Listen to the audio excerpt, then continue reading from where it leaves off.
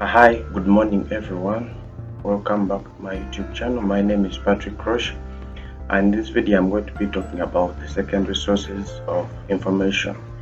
We are still following the learning series about information literacy, and in our previous video I was talking about the primary sources of information. Now in this video I'm back with secondary sources of information. I hope this video is helpful to you. Let's navigate through this video also. First of all, you would ask yourself, what are secondary sources of information? We define the primary sources of information as the first-hand accounts that were taken at the time when the event occurred or when the phenomenon was being carried out. Now, for the secondary sources of information, they are taken after the event occurred, like they are taken after the primary sources were taken.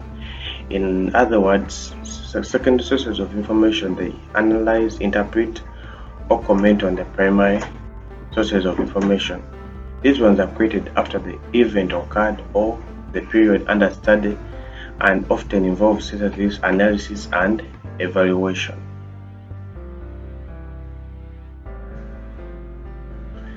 Some of the examples of the secondary sources of information are books, scholarly articles, reviews, textbooks, documentaries, encyclopedias, biographies.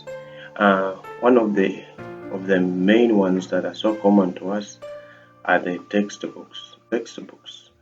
They comment on the primary sources of information, how the researchers go out in the field, let's say biology textbook, and then they look at what's happening in the field, maybe the plant lives, maybe the animal lives. For example, we can talk about ecology.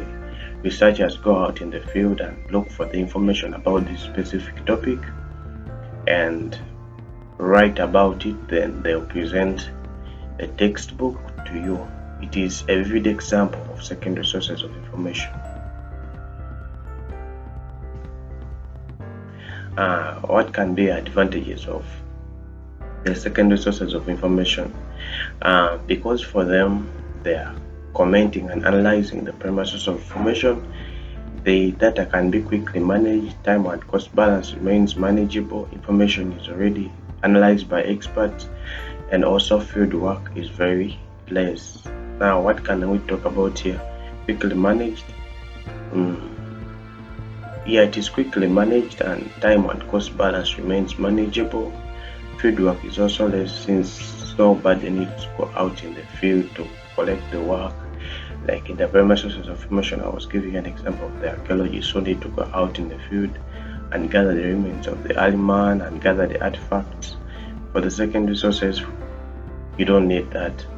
It is as easy as that. Then it also has disadvantages.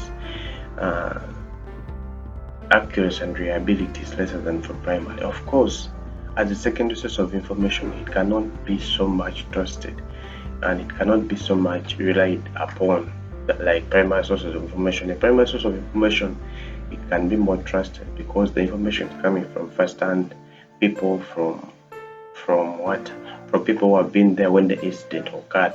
So you can also be getting information when you are sure that what I'm getting is good. There's no measurement of validity. You're not sure whether the information is valid. For example, someone was also just told a story. Let me take an example of the historians.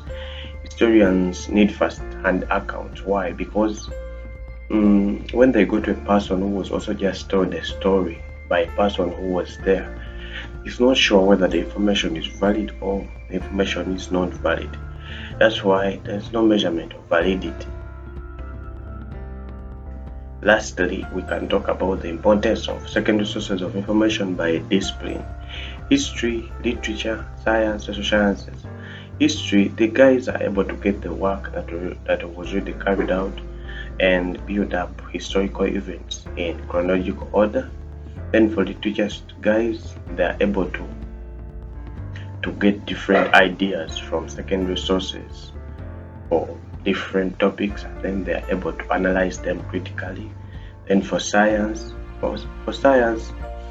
people are able to build up new ideas, they're able to build up new theories from the secondary sources of information. Then for social sciences, let's say the government is able to use secondary sources of information to do its censuses and so on and so forth. There's a lot we need to discuss about, but in today's video I'll just stop there. Thank you for watching this video. If you like it, please comment, like and subscribe. Our next video, I'll be talking about search strategy, how to retrieve information systematically from databases. Thank you.